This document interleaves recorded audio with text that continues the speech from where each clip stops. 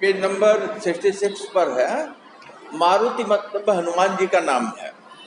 तो यहाँ उद्भ्रांत जो है, बहु प्रकार सीता ही समझायो, कहीं बल वीरह बेग तुम आयो, हनुमत जन्म सुफल करिमाना, चले हृदय धरि कृपा निमाना। ये तुलसीदास के चौपाई को कोट करते हुए फिर कहाँ पहुंच जाते हैं? स्वयं प्रभा के आश्रम में। अभी स्वयं प्रभा से मिले नहीं है। तो जब वानरी सेना जो स्वयं प्रभा के आश्रम में प्रवेश करती है, तो स्वयं प्रभा के आश्रम का वह क्षेत्र कैसा है? बहुत सुंदर है कि नहीं? वहां जो भवन निर्मित मतलब बना हुआ है, वो कैसा? कला का अनुपम अद्वितीय नमूना है। और उसमें लगता है कि जैसे प्रकृति स्वयं से अटखेलियां करती, मतलब प्राकृतिक दृश्यों को लेकर के उस भवन को बनाया गया, उसकी जो वास्तुकला है। और उसके जो दरवाजे हैं, दरवाजों पे क्या है? उसके कपाट मतलब होता है दरवाजा, दरवाजों पे जो है वो किसके? तो कहते हैं चंदन के बने हुए हैं, है कि नहीं? समझ लीजिए कितने वेश कीमती होंगे। और उसमें बहुमूल्य रत्न जो है उस दरवाजे पर जड़े हुए हैं जगह जगह पे, उसकी सुंदरता को बढ़ाने के लिए। ऐसा लगता है दरवाजे को देख करके और उस भवन के वास्तु को देख करके कि देवताओं के जो सृष्टा है विश्वकर्मा, उन्होंने स्वयं अपने हाथों से ही इस महल को बनाया हुआ है कि नहीं? लेकिन वानरी सेना यहाँ जो इसे देखकर जरा सा भी नहीं आकर्षित होती है, क्योंकि जबकि वानरी सेना क्या है? भूख और प्यास से पीड़ित है, आतुर है। लगता है कि भूख की वजह से, प्यास की वजह से प्राण नहीं निकल जाएंगे, लेकिन वानरी सेना क्या करती है? उसे देख रही है, वहां जो चीजें हैं अभी वो छू नहीं रही है। तो वो कहते हैं कि यह कोई कला नहीं है, बल्कि सीधे सीधे जो ये प्रकृति का वरदान है। और ये वरदान जो है उनको लुभा सकता है, लेकिन उन्होंने राम का नाम अपने हृदय में धारण किए हुए पूरी की पूरी वानरी सेना जो है क्या कर रही है? वो आगे बढ़ती चली जा रही। मतलब उनके होठ प्यास से सूखते जा रहे हैं। अधर मतलब होता है होठ, लेकिन वो अपने प्यास को भूल करके, क्योंकि जब प्राकृतिक दृश्य देखे तो संभावना जगी कि खाने पीने का सामान होगा, लेकिन उनके होठों पर क्या है? तो कहते हैं राम है। ठीक है। तो आगे जब वो बढ़े, तो आगे बढ़ने के बाद उन्हें क्या दिखाई देता है कि एक काठ की चौकी है। ठीक है, काठ की बनी हुई चौकी है, जिसमें जो है क्या विभिन्न तरह के रत्न जड़े हैं। सोने से वो चौकी मढ़ी हुई है। और इस आश्रम की जो छटा है, इस आश्रम की जो सुंदरता है, वो कैसी है? निराली है, अद्वितीय है, बहुत ही सुंदर है। और वहां जो है उसके दरवाजे के बाहर जो है एक चौकी चंदन की वो लगी हुई है। और रत्न जड़ित चंदन की जो चौकी लगी हुई है, जिसपे कि सोने स्वर्ण मंडित है, एक जो है क्या है? युवती सुशोभित है, मतलब एक युवती बैठी हुई है। अभी वो कौन है ये जानते नहीं है। ठीक है। तो जो उस पर बैठी हुई है युवती, उसका जो मुख है दीप्त मुख और श्वेत केशे, उसके चेहरे पर जैसा लगता है जैसे एक विशेष तरह की दीप्ति, एक विशेष तरीके की आभा खेल रही हो। और उसके जो बाल है वे श्वेत है। तो श्वेत केशी सफेद रंग के बाल का होना क्या होना है? उसके उम्र दराज का होना है कि नहीं? और उसकी ये सुंदरता जो है, सफेद बाल और चेहरे का तेज दूर तक वो क्या हो रहा है? वो फैल रहा है। और इसके अलावा उसकी जो आंखें हैं निमीलित, मतलब कि लगभग बंद है, पलके जो है झुकी हुई है, क्योंकि वो ध्यान रत है। ध्यान रत तपश्चर्या लीन तापस नारी, वहां पर साधना में, तपस्या में, ध्यान में लीन जो है एक नारी इनको दिखाई पड़ी। ठीक है। वो दिखने में जो तपस्विनी है वो कैसे? वृद्ध है, क्योंकि श्वेत केशी है, ऊपर बता दिया कवि ने।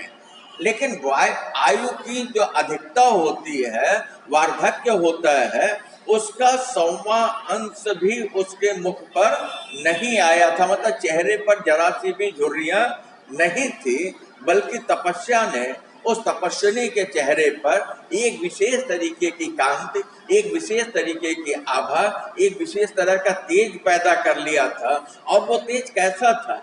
ऐसा लग रहा था कि जैसे अरुण का सूर्य का प्रातः काल का सूर्य जो है वो आकर के चंदन की उस चौकी पर, जो कि स्वर्ण से मंडित है, जिस पर रत्न जड़े हुए हैं, वो आकर के पद्मासन लगा करके नारी के वेश में बैठा हुआ। स्पष्ट है? समझ में आया? आगे चले। अब योगियों में योग्य ज्ञानी पवन सुत हनुमान ने कहते हैं, जो योगी हैं योगियों में योगीराज, जो पवन की तरह जिनकी गति है, पवन के जो पुत्र हनुमान ने इसको देखा और समझा, और जब तपस्विनी को देखा और तपस्विनी को समझा, उनके विवेक ने उनसे कहा होगा, तब वो आगे बढ़े। और आगे बढ़ के उन्होंने क्या किया? माथा नवाया, तपस्विनी को प्रणाम किया, दोनों हाथ जोड़ करके, और विनम्रता पूर्ण मधुर वाणी में आकर के वो तपस्विनी के सामने खड़े हुए। तो देखिए, हाथ जोड़ करके ध्यान दीजिए, कैसे हाथ जोड़े हैं, विनम्रता चेहरे पर है, माथा झुका हुआ है, और वो कह रहे हैं, क्या कह रहे हैं? देवी ले स्वीकार अभिवादन हमारा। कहते हैं, हे देवी, हे तपस्विनी, हे माँ, आप क्या करें? आप मेरा अभिवादन मतलब प्रणाम स्वीकार करें। ठीक है? क्यों? और इसके बाद अब अगली बात वो कहते आ गए बिना आज्ञा, मतलब आपके इस परिसर में, आपके इस महल में, आपके इस तपस्या क्षेत्र में हम आ गए, सारे के सारे आपके इस आश्रम में हम सभी वानर आ गए, लेकिन आए तो मैंने आपकी आज्ञा नहीं ली, बिना आज्ञा क्या है? तो कहते किंतु हनुमान जी क्या बल बुद्धि विद्या के निधान है। तो देखिए कितने चालाकी से, कुशलता से क्या कहते हैं, किंतु माँ है आप। तो कहते हैं कि आप जब माँ है तो माँ क्या करती है?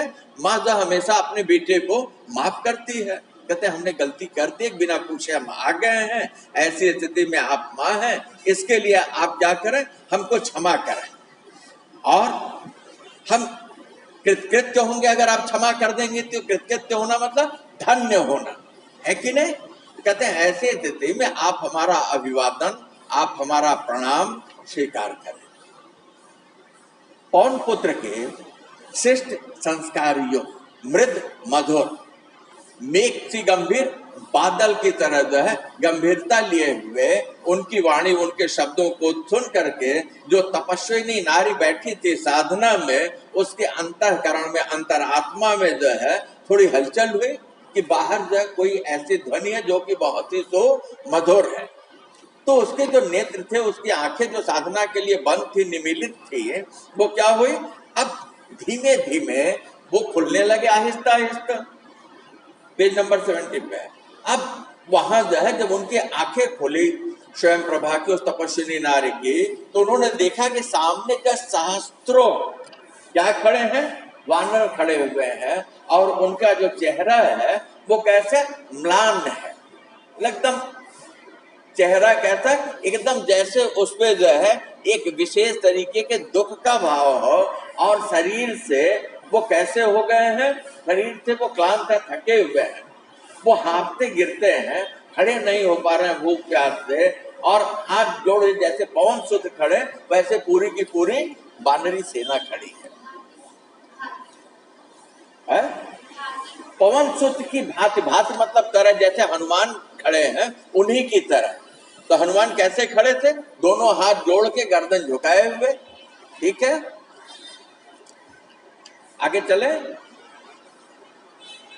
तब जब तपस्विनी नारी ने देखा पूरी की पूरी वानरी सेना और उसके सामने हाथ जोड़े हुए पवन पुत्र हनुमान खड़े हैं, तो एक क्षण के लिए जो है उनके चेहरे पर आनंद मतलब होता है मुख, एक विशेष तरह की कांति आई, और चेहरे पर एक मुस्कान कौधी, जैसे वो तपस्विनी नारी जो है सब कुछ जानती हो इस वानर समूह की व्यथा कथा, कि सीता की खोज करते हुए वानरी समुदाय कैसे मरुस्थल को पार करते हुए यहाँ तक पहुंचा है। इस मरुस्थल के बीच में अब उसे पानी वानी, खाने पाने की, कंदमूल की कोई संभावना नहीं है, जैसे पूरी कथा को वो जान करके। किंतु अगले ही क्षण जो है उसका मुखमंडल कैसा हुआ? गंभीर हो गया। अब वो क्या कर रही है? गुस्सा प्रकट कर रही है जान करके, है कि नहीं? भ्रकुटी बंकी, उसकी भौहें जो है क्रोध से, बंकी मतलब तिरछी हुई, मतलब गुस्से में हुई, और रोष में भरकर जो है, क्रोध से भरकर वो तपस्विनी जो है पवन सुत से वो बोल उठे, है कि नहीं? उसने अपना गुस्सा प्रकट किया, क्या बोली? कौन हो तुम, यहाँ क्यों कर आ सके, यह स्थान है दुर्लंघ बाहर के जगत के लिए। कहते तुम कौन हो, ना बच्चे बताओ, और यहाँ तुम कैसे आ गए, है कि नहीं? क्योंकि यह स्थान जो है दुर्लंघ, जिसे लांघा न जा सके, जिसे जहाँ जाया न जा सके, है कि नहीं? कैसा दुर्गम है। तो ऐसी स्थिति में बाहरी दुनिया के लिए तो तुम जो है बिना मेरी आज्ञा के यहाँ कोई आ नहीं सकता। तो तुम बिना मेरी आज्ञा के कैसे आ गए, तुम हो कौन?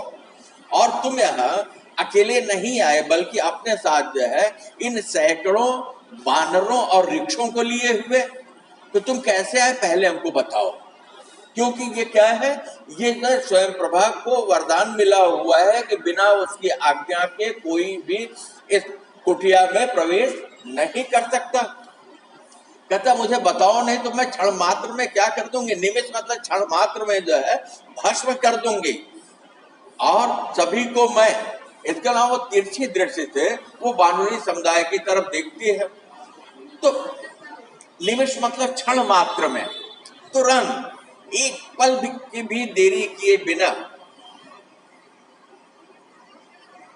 अब तपस्विनी नारी के इस रोषपूर्ण मतलब क्रोधपूर्ण वाणी को सुन करके और उनके आंखों में उतरते हुए अंगार को देख करके, गुस्से को देख करके पूरा का पूरा वानरी समुदाय जो है मारे डर के थर-थर भयभीत होकर के कांपने लगा। वो लोग जान गए कि लोग भूख प्यास से तो मर रहे थे, अब मृत्यु जो है निश्चित है।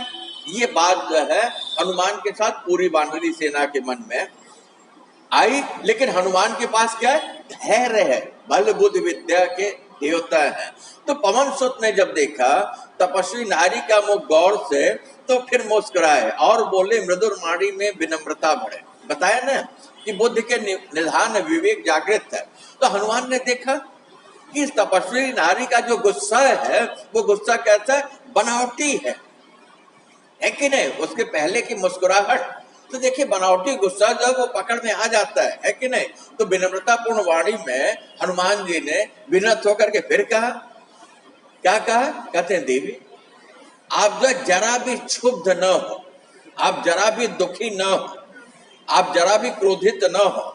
हमसे जो भी अपराध हुआ है, हमारे अपराध के लिए आप हमें क्षमा कर दें। अपराध क्या हुआ? बिना पूछे स्वयं प्रभा के आश्रम के इस परिक्षेत्र में हनुमान वानरी सेना को लेकर के आ गया। तो वो कहते हैं कि आप हमें माफ कर दें। यह हमारी जो है करबद्ध, कर मतलब दोनों हाथ जोड़ करके अनुनय है, विनय है।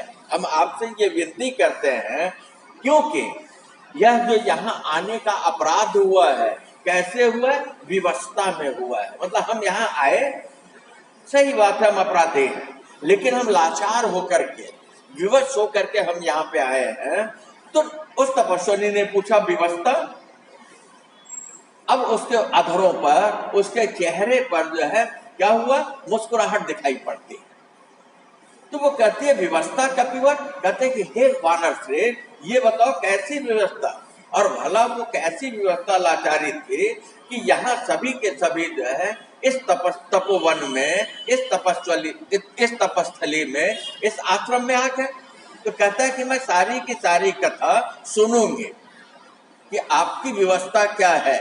लेकिन इसके पहले वो कहती है तपस्विनी नारी स्वयं प्रभा क्या कि आप लोग जाएं, सबसे पहले अच्छी तरह स्नान कर लें, क्योंकि थके, स्नान करके तो थकान निकल जाएगी, श्रम परिहरण। तो कहते हैं तो सरोवर, नदी, झरने, झील सब कुछ है यहाँ जो दूर कर देंगे थकावट आपकी। कहती है स्वयं प्रभा कि ऐसा है कि यहाँ तालाब है, सरोवर तालाब है, नदी है, झरना है, झील है। इसका जो पानी है आप जब स्नान करेंगे तो वो क्या करेगा? आपकी जितनी भी थकान है सारी थकान मिट जाएगी। ठीक है? तो वो बताती है कि यहाँ का जल जो है बहुत ही निर्मल है, बहुत ही निर्मल है, साफ है, शुद्ध है, मधुर है, ठंडा है, शीतल है, कैसा? अमृत जैसा है। तो कहते हैं कि आप लोग जाइए, स्नान कीजिए और उसको खूब छक्कर पिए। छक्कर मतलब जितना पी सकते हो, यही ना।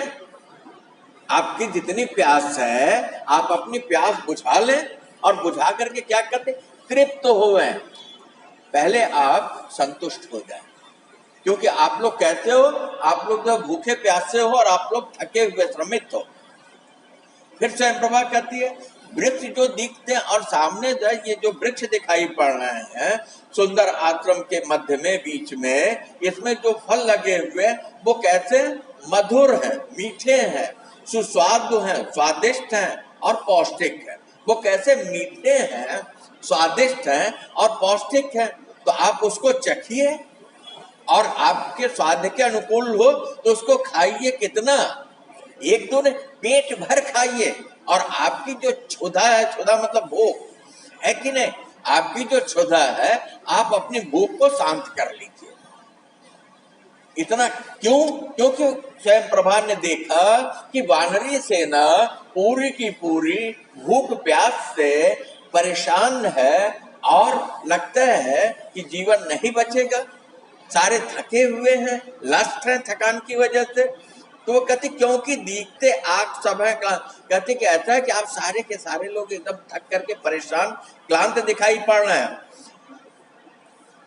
उद्भ्रांत तेजस्वी मनस्वी सृजन धर्मी श्वेत बंद मुख पर चमकते थके हारे अस्त व्यस्त आप सब कहते हैं। ऐसी स्थिति में आप कहते, आप तो तेजस्वी हैं, मनस्वी, मनन करने वाले, चिंतन करने वाले हैं और सृजन करने वाले हैं, लेकिन आपके चेहरे पर उभर आई हुई श्वेत मतलब होता है पसीना, पसीने की ये बूंदें जो है इसने क्या किया है, आपके सारे मुखमंडल को अस्त व्यस्त कर दिया। मतलब आपका चेहरा कैसा दिखाई पड़ रहा है, एकदम सूखा हुआ दिखाई पड़ रहा है।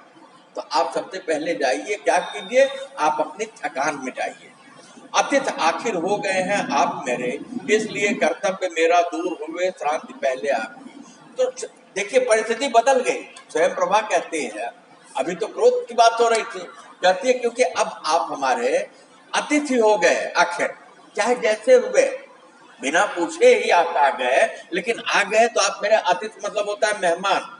ऐसी स्थिति में अब मेरा ये कर्तव्य है कि जो आपकी श्रांति है, जो आपकी थकान है, सबसे पहले वो दूर हो। तो कहते वो होने के बाद स्नान कर लीजिए, जलपान कर लीजिए, फल खा लीजिए, जब भूख प्यास मिट जाए आप स्वस्थ हो जाइए तो क्या उसके बाद मेरे पास आए, कहें अपनी कथा खुलकर सुने मेरी भी। वो कहते हैं कि उसके बाद जो है आप लोग जो मेरे पास आइए और फिर आप अपनी कथा कहिए और मेरी भी जो व्यथा कथा है उसे भी सुनिए। हनुमान कहते हैं देवी आप धन्य है कि नहीं, दोनों हाथ जोड़े हुए भी हनुमान खड़े थे। कहते हैं कि यह भूख प्यास से पीड़ित जो है ये वानरी समुदाय जो है अत्यंत बेचैन था। स्थिति ये थी कि अब ये अपने प्राण त्याग देंगे, मतलब इनकी मृत्यु हो सकती है।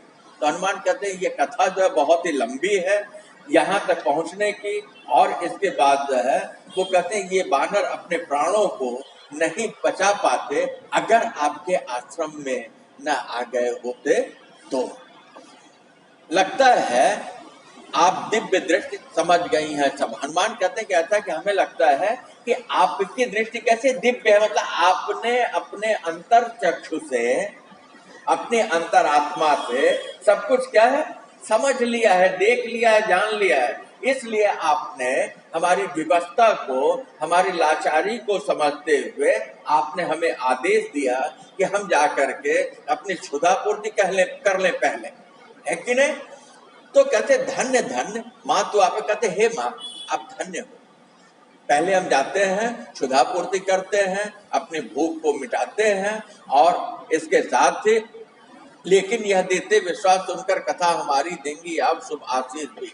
हनुमान जी देखिए कितने विवेकवान हैं, वानरों के खाने पीने की व्यवस्था करा ली और इसके बाद जो श्राप नहीं मिलेगा उसका। कहते अब मुझे यह विश्वास है कि आप हमारी कथा सुन करके आप क्या करेंगे, आप हमें आशीष मतलब आशीर्वाद देंगे, और आपका आशीर्वाद क्या होगा, फलीभूत होगा।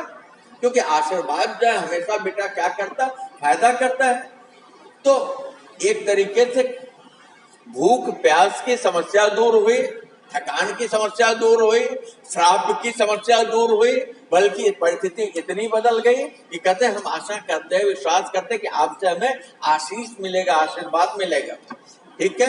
इसके पश्चात जो है मारुति जो है हनुमान किधर मुड़े? बानरों की तरफ, और बानरी समुदाय को संबोधित करते हुए उन्होंने कहा, बानरी सेना से क्या कहा? चलें, माँ की आज्ञा मिल चुकी हमको, ग्रहण करें कंदमूल और नाना भांति के सुस्वादु फल जो लगे हुए वृक्षों पर प्रचुर मात्रा में है। इसके पश्चात कूप, सरोवर और निर्मल जल से निज प्यास सभी तृप्ति करें। कहते हैं कि ऐसा है कि सारे के सारे जो है सेना के लोग चले, क्या माँ की आज्ञा मिल चुकी, हमें माँ ने आज्ञा दे दिया है कि नहीं? माँ कभी भी श्राप देगी? नहीं देगी। जब माँ मान लिया और माँ ने भी बच्चा मान लिया। कहते हैं ऐसी स्थिति में आप सभी लोग क्या करें? कंदमूल ग्रहण करें और विभिन्न तरह के, नाना भांति विभिन्न तरह के जो स्वादिष्ट फल हैं जो वृक्षों पर लगे हुए हैं, वो कहते हैं प्रचुर मात्रा में, बहुत अधिक है कि नहीं? जितना हमको चाहिए उससे भी ज्यादा है। तो कहते हैं इसके बाद आपको जितना चाहिए आप जो फल खाइए, यहाँ का जो कूप है, यहाँ का जो तालाब है, यहाँ का जो सरोवर है, वहाँ क्या कीजिए? वहाँ के निर्मल जल से अपनी प्यास को बुझाइए और आप सारे के सारे लोग जो तृप्त हो जाइए, है कि नहीं? सुनकर हनुमान के वचन सारे वानर समुदाय में छा गया, हर दौड़े सब भरकल की कादियां हर्षित होते। भाई यहाँ तो मृत्यु आ रही थी, लेकिन जैसे ही हनुमान ने ये वचन कहे, ये कहा, सारे के सारे वानरी समुदाय में एक आशा की किरण दौड़ी कि लो, क्या मिल गया? पानी मिल गया, फल फूल मिल गया, आराम करने की जगह मिल गई, अब प्राण बच जाएंगे। प्राण बच जाएंगे तो क्या होगा? श्री राम का काम अब आगे होगा। तो उनके चेहरे पर जो हर्ष प्रसन्नता आ गई, और सभी जब प्रसन्नता आई तो बंदर जब प्रसन्न होते हैं तो वो क्या करते हैं? किलकारियां भरते हैं, जैसे हम हंसते हैं। कहते पहले सब आश्रम के निकट जो तालाब था, सरोवर था, उसमें जा करके कूदे और स्नान किए। ठीक है, सरोवर छोटा तालाब, तो जा करके पहला काम क्या किया? स्नान किया। और जब उन्होंने स्नान किया, स्फूर्त ताजगी मन में आई तो भाग भाग कर सारे वानर जा चढ़े ऊंचे शिखरों पर, वृक्षों के लदी हुई थी जिनकी डालियां सुस्वाद फलों से जो जीवनदायी। अब अभी तक कैसा था? मुर्दनी छाई, चल नहीं पा रहे थे, लस्त थे, गिर जाएंगे, बेहोश हो जाएंगे, मर जाएंगे। जैसे ही देखिए आशा क्या करती है, आशा हमारी सोच को बदल देती है, और जैसे ही सकारात्मक दृष्टि हमारे अंदर आती है, क्या आता है? स्वयं से हमारे अंदर जो ऊर्जा बची होती है वो कई गुना होकर के प्रकट होती है। तो जैसे ही ये खबर मिली, वो स्नान किए, अब उनके अंदर से एक स्फूर्ति, एक ताजगी आ गई, है कि नहीं? एक ऊर्जा आ गई, एक छटपटपन आ गया, और वो भाग करके सारे वृक्ष स्नान करके, सारे बंदर स्नान करके अब वृक्षों पर चढ़ गए। और कहाँ चढ़ गए? वृक्षों के ऊंचे शिखरों पर चढ़ गए, और वो डालियां जो है, जो फल से लदी हुई सुस्वाद व्यंजन, सुस्वाद फलों से, स्वादिष्ट फलों से जो है, जो कि उस बानरी समुदाय को जीवन देने वाले हैं, वहां तक ये पहुंच गए, और जिनके सेवन से उत्साह, शक्ति और उमंग और तरंग का हुआ करता संचार कर। कहते हैं ऐसी स्थिति में सेवन करना मतलब खाना, है कि नहीं? तो जिसके खाने से हमारे अंदर उत्साह का, हमारे अंदर शक्ति का, और हमारे अंदर उमंग का, और हमारे अंदर एक विशेष तरह के तरंग का संचार हुआ करता। मतलब वो फल कैसे हैं? स्वादिष्ट हैं, पौष्टिक है कि नहीं? सरस से मतलब कि एकदम अनुकूल है इनके, करके ने क्षुधा तृप्त अमृत जैसे जल में प्यास बुझाई सबने, जीवन की डोर थी जो लगी छूटने उनसे, फिर से वह आ गए नियंत्रण में। कहते हैं अब सारे मानवीय समुदाय ने क्या किया? सबसे पहले तो जो उनकी क्षुधा थी, भूख थी, उसको तृप्त किया, मतलब भरपेट जो फल खाए, यही ना? और उन्होंने जितनी आवश्यकता थी भरपेट जो है अमृत जैसा शीतल ठंडा स्वादिष्ट जल का पान किया। उनकी जो प्यास थी वो बुझी, अब वो भूखे नहीं रहे, अब वो प्यासे नहीं रहे। तो क्या हुआ? जीवन की जो डोर भूख प्यास की वजह से ऐसा लगता था कि उनसे छूटने लगी थी, अब वो बचेंगे नहीं, अब वो उनके नियंत्रण में आ गए, है कि नहीं? अब भूख प्यास की वजह से वो मरेंगे नहीं। अब इसके पश्चात जो है तेज गति के साथ सारे के सारे जो है, सारा का सारा वानरी समुदाय जब खा पी लिया, फल और पानी पी लिया, स्नान कर लिया, तो वहां आ गए